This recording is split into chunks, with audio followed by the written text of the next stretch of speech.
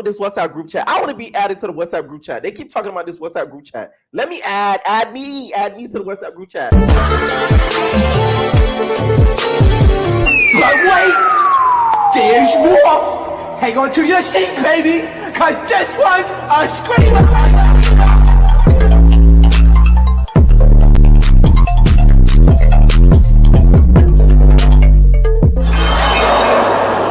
Are you not entertained? Are you not entertained? Entertainment. So today I'm coming to y'all with another recap. We talking young, famous, and African. Okay, so this is episode we doing it 2 to 5. Okay, 2 through 5, and then next video gonna be 6 to 9, which is the finale. Okay, so we get introduced to Lewis. Okay, throughout these couple of episodes, and Lewis used to be on Big Brother Africa.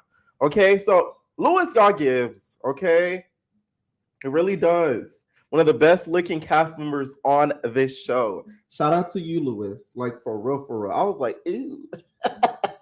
Ew. All right. He is, you can tell, a little bit demure. He's a little bit more shy, laid back.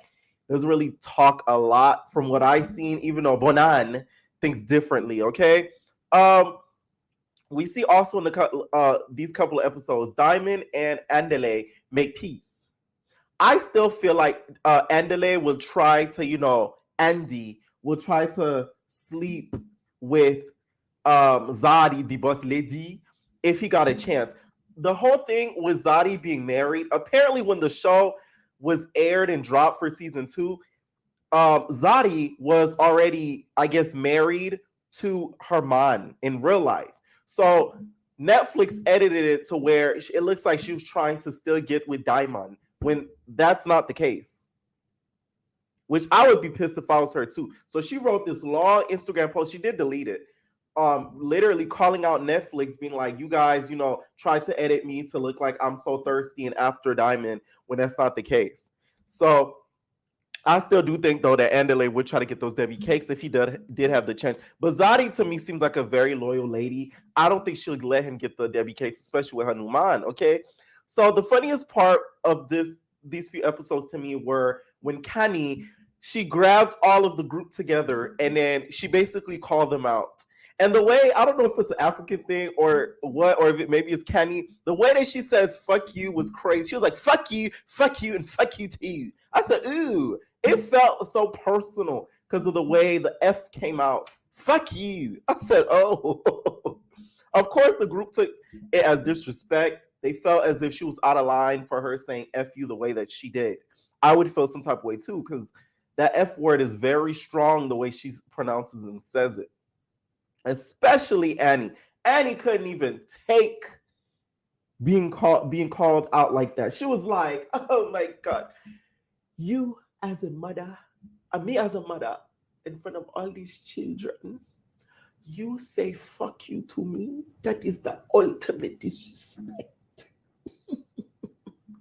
I mean, she was like, you would have thought they called her a see you next Tuesday. I said, okay, Annie, like, Annie's dramatic. If you guys don't know, Annie, I think, is the most dramatic cast member on this show. She takes it to a whole nother level.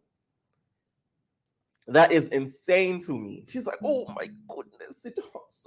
Why are you talking about me and my husband? I'm like, okay, Annie, like, everything's going to be okay, all right? So the phone call of why Swanky and Annie fell out, right? I believe Swanky. The reason why I say this is because a Swanky's story within the few episodes, 2 through 5, did not change. Annie's story changed. It went from he was talking to your family about her. It went from the whole the party situation. It was a whole lot, and it didn't make sense. Swanky's story makes sense because basically the assistant of Annie was on the phone with Swanky saying, okay, like, let me put her on a 3-way. The assistant goes, oh yeah, Swanky says he wants to do like a black and white party. He wants to, host it with you. Annie didn't know he was on the line. Okay, there's a hater on the line, right? So Annie begins to be like, oh no, he no trespass. Okay, I don't like Swanky. Okay, I want to host the party myself. I don't want Swanky in any of the vicinity of the party. Okay, so Annie, I guess, was talking that hot stuff about Swanky, not knowing he was on the third line. So the sister said, "Boop." He muted Frankie. I mean Swanky. Swanky said, "If you do not unmute me, I will fuck up your life and Annie and to baby." I said, "Oh Lord." That would be the worst thing that could have happened because y'all gotta understand, as close to Swanky and Annie were, Swanky knows a lot of information about Annie that he wouldn't want to be put out there. Okay, so I wonder if the assistant though unmuted him, because what I hate with that they do with Young Famous African, it's like they don't finish some scenes. It's like we don't get the full scene finished out. Okay, because I want to know, did the assistant unmute him, and was he able to cuss her out over the phone? Was Swanky able to cuss out Annie over the phone over her talking crap? We didn't really get that answer. And what's up with this WhatsApp group chat? I want to be added to the WhatsApp group chat. They keep talking about this WhatsApp group chat. Let me add me to the WhatsApp group chat. Okay, they be like, he's in the same WhatsApp group chat. I'm like, I want to be added. Okay, put me on. So another thing also that happened within these few episodes, we saw that Fantana and Diamond, had a little kiss. I don't know if it's me. I hate watching sex scenes on TV. It makes me uncomfortable. And this is from somebody who watches corn. Okay? Y'all know what that means. It makes me feel uncomfortable. I'm just like, ooh, it was so cringy. I fast forwarded. The kiss was wet, lippy. Fantana, you need to stop getting injections in your lips because they're too big, or your lips naturally are not like that. Like it's to the point where like it's so close to her nose. It makes it's not that it even looks ugly. It looks uncomfortable. I'm not even making fun of her lips, but I feel like she's not comfortable facially wise because of the lips being so huge close to her nose. So I'm like, why did you blow them up so much? Like, I just keep looking at her lips every time she walks through the screen. But I do like Fantana. If y'all don't know, Fantana is a city girl. Don't let her fool you. That is a city girl. I don't know why she on Young Famous in Africa. She need to be on Love the Hip Hop, to be honest. All right. Them being together, I feel like Diamond is really like a player. It's kind of crazy how like from our viewpoint, Americans' viewpoint versus the African viewpoint, they see Diamond as like the good guy, but then they see Andele as like the player, sneaky guy. And I don't really see that. I see like the complete opposite. But then we kind of find out why Andele is called like the player, because the man got like 3 baby moms. So now it makes sense. Okay. So Louis wanting a child as like a single father, that's kind of weird to me. It did come across as like misogynistic, like very like, or you have the baby, give it to me, go away. It's like he's breeding them. He was like he wanted, them to be a certain way. He looks through their social media. Basically, he's on his Ocho Cinco type shit. Shit. He is the African Ocho Cinco. Okay. He wants a certain, body type, archetype. If you curse, if you swear, if you, do all those sorts of things, he does not want you as a child. I mean, as a baby mother. Okay. So, and during the few episodes, he asks Candy, he's like, "Oh, do you think that Zari would want to, have a child with me?" Candy said, "Oh, no." She took away her glove because, she's hiding those bleach hands. Okay. She took them away and she was just like, "What do you mean wanting to have your baby? You don't even have a relationship with Zari the boss lady." Right? Which to me, out of all of the girls, why Zadi? It's like Zadi is like the mother hen to these whores. Like, what is going on? No wonder they call her the boss lady. Okay. So then Annie's explanation of the fallout to me, like I said, it doesn't make sense to me. The whole dinner party thing, I feel like after this is what I think happened. The phone call I think happened. After the phone call, that is when Swanky didn't invite her because she heard her talking crap about her on the phone. That's when he uninvited her. He didn't invite her to the black and white party. I don't think he stole the idea from her. That to me doesn't make sense. Annie is using that as a lie to cover up the whole talking crap on the 3-way. That's what it's giving.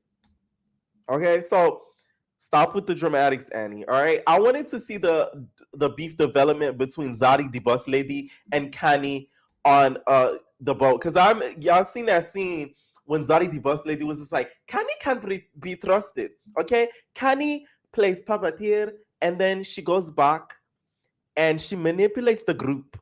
So I wanted to know why she feels that way. I wanted to see more of a beef development between them. We didn't really get to see that. So that's something that kind of disappointed me. Okay.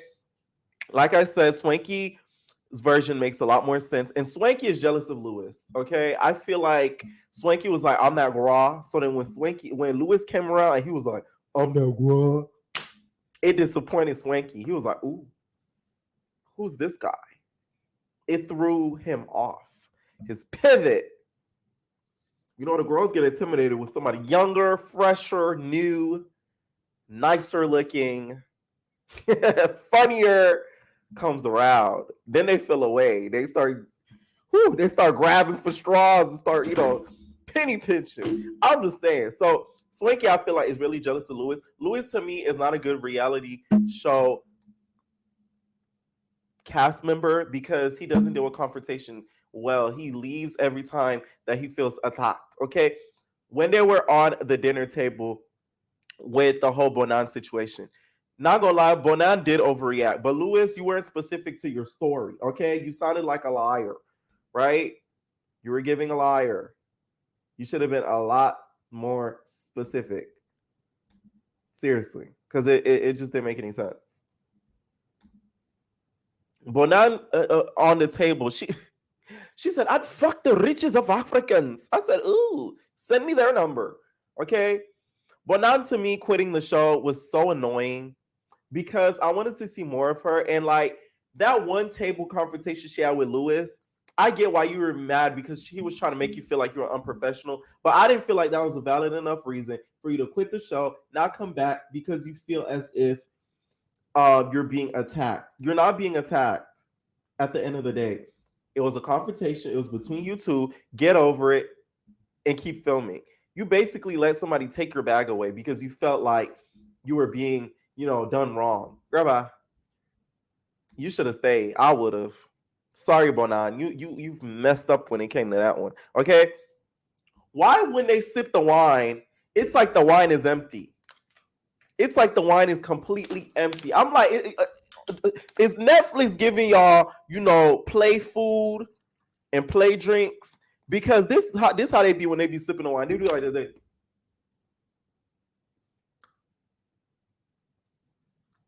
And I'm like, there's nothing left in the drink. Like, what are you guys drinking? Glass? That bothers me. I don't know why. To me, I like that Lewis owned up to what he did to Bonan. Okay, and to be honest, Swanky, like I said, he was jealous of Lewis because Lewis is that guy. And he, overreacted when it came to him. And to be honest, Swanky, to me, in this series overall, second season, I do not like him. I feel like he very much disappointed me. He showed me that he's very insecure. He gets threatened very easily. And he lets people knock him off his pivot when he feels like somebody might be stiff competition.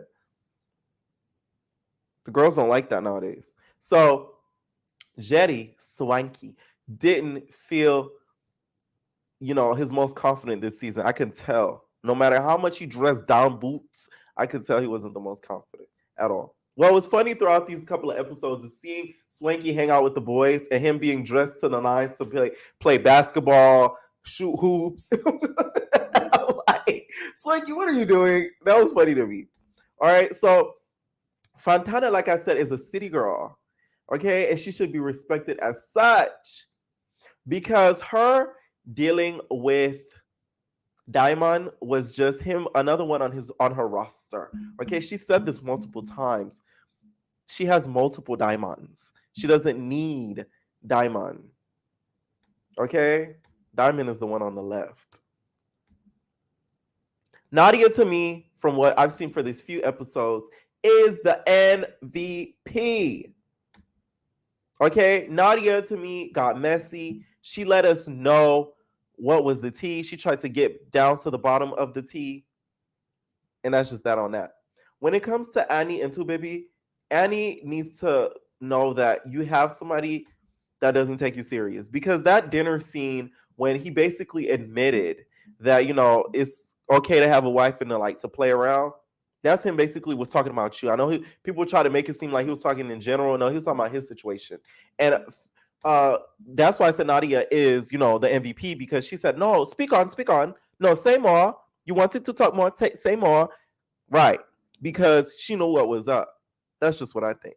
Let me know what y'all thought about this episode, y'all. This series was everything. Like, let me know what y'all thought about episodes 2 through 5. Next video will be the finale, okay? Leave your comments down below. We are out, babies. No personal thing.